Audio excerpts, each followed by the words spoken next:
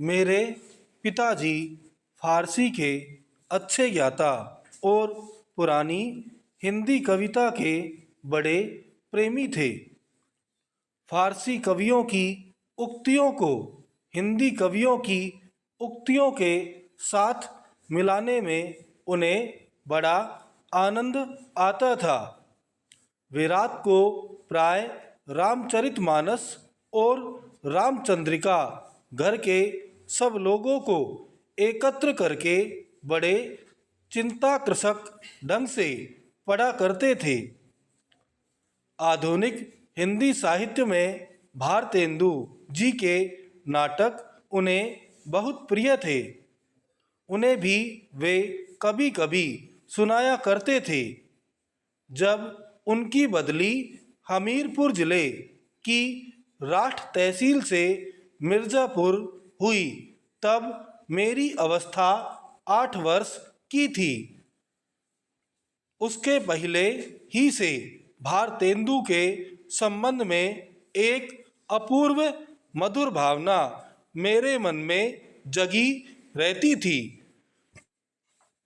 सत्य हरिश्चंद्र नाटक के नायक राजा हरिश्चंद्र और कवि हरिश्चंद्र में मेरी बाल बुद्धि कोई भेद नहीं कर पाती थी। हरिश्चंद्र शब्द से दोनों की एक मिलीजुली भावना, एक अपूर्व माधुर्य का संचार मेरे मन में करती थी। मिर्ज़ापुर आने पर कुछ दिनों में सुनाई पड़ने लगा कि भारतेंदु हरिश्चंद्र के एक मित्र यहाँ रहते हैं जो हिंदी के एक प्रसिद्ध कवि हैं और जिनका नाम है उपाध्याय बद्री नारायण चौधरी। भारतेंदु मंडल की किसी सजीव स्मृति के प्रति मेरी कितनी उत्कंठा रही होगी, यह अनुमान करने की बात है। मैं नगर से बाहर रहता था। एक दिन बालकों की मंडली जोड़ी गई जो चौधरी साहब के मकान से परिचित थे। वे अगवा हुए। मील डेढ़ का सफ़र तय हुआ। पत्थर के एक बड़े मकान के सामने हम लोग जा खड़े हुए। नीचे का बरामदा खाली था। ऊपर का बरामदा सघन लताओं के जाल से आवृत था। बीच बीच में खंबे और खुली जगह दिखाई पड़ती थी। उसी ओर देखने के लिए मुझसे कहा गया। कोई दिखाई न पड़ा। सड़क पर कई चक्कर लगे। कुछ देर पीछे एक लड़के ने उंगली से ऊपर की ओर इशारा किया। लता प्रतान के बीच एक मूर्ति खड़ी दिखाई पड़ी। दोनों कंधों पर बाल बिखरे हुए थे। एक हाथ खंबे पर था। देखते ही देखते यह मूर्ति दृष्टि से ओझल हो गई। बस यही पहली झांकी थी। ज्यों-ज्यों मैं सियाना होता गया त्यों-त्यों हिंदी के नूतन साहित्य की ओर मेरा झुकाव बढ़ता गया।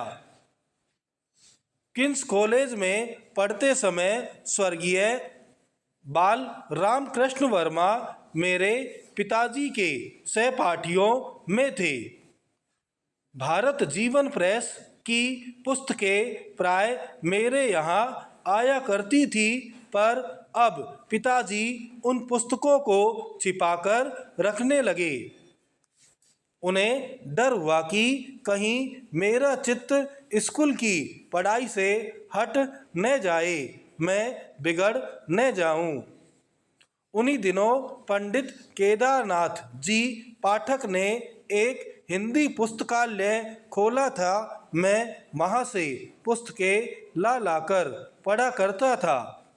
एक बार एक आदमी साथ करके मेरे पिताजी ने मुझे एक बारात में काशी भेजा। मैं उसी के साथ घूमता फिरता चौखंबा की ओर जा निकला। वहीं पर एक घर में से पंडित केदारनाथ जी पाठक निकलते दिखाई पड़े। पुस्तकालय में वे मुझे प्राय देखा करते थे, इससे मुझे देखते ही वे वहीं खड़े हो गए। बाती बात में मालूम हुआ कि जिस मकान में से वे निकले थे वह भारतेंदु जी का घर था। मैं बड़ी चाह और कुतूहल की दृष्टि से कुछ देर तक उस मकान की ओर न जाने किन किन भावनाओं में लीन होकर देखता रहा। पाठक जी मेरी यह भावुकता देख बड़े प्रसन्न हुए और बहुत दूर मेरे साथ बातचीत करते हुए गए। भारतेंदु जी के मकान के नीचे का यह हृदय परिचय बहुत शीघ्र गहरी मैत्री में परिणत हो गया। 16 वर्ष की अवस्था तक पहुँचते पहुँचते तो समवयस्क हिंदी प्रेमियों की एक खासी मंडली मुझे मिल गई, जिनमें श्रीयुत काशी प्रसाद जी जायसवाल, बाल भगवान दास जी हालना, पंडित बद्रीनाथ गौड़, पंडित उमाशंकर द्विवेदी मुख्य थे।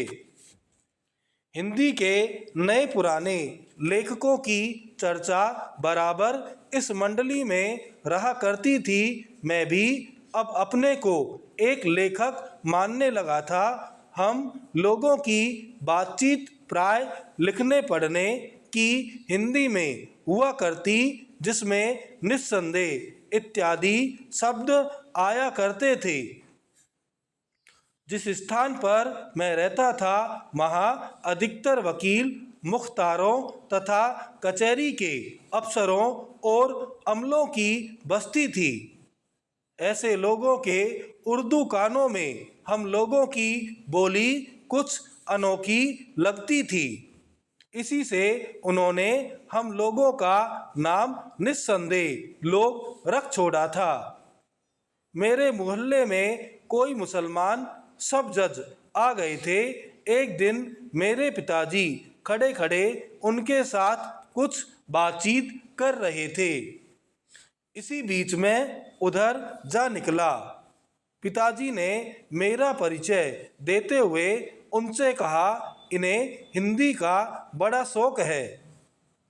चट जवाब मिला, आपको बताने की ज़रूरत नहीं, मैं तो इनकी सूरत देखते ही इस बात से वाकिफ हो गया। मेरी सूरत में ऐसी क्या बात थी यह इस समय नहीं कह सकता। आज से 30 वर्ष पहले की बात है। चौधरी साहब से तो अब अच्छी तरह परिचय हो गया था। अब उनके यहाँ मेरा जाना एक लेखक की हैसियत से होता था। हम लोग उन्हें एक पुरानी चीज समझा करते थे। इस पुरातत्व की दृष्टि में प्रेम और कुतूहल का एक अद्भुत मिश्रण रहता था। यहाँ पर यह कह देना आवश्यक है कि चौधरी साहब एक खासे हिंदुस्तानी रईस थे। बसंत पंचमी, होली इत्यादि अवसरों पर उनके यहाँ खूब नाच रंग और उत्सव हुआ करते थे। उनकी हर एक अदा से रियायत और तबीयतदारी टपकती थी। कंधों तक बाल लटक रहे हैं, आप इधर से उधर टहल रहे हैं।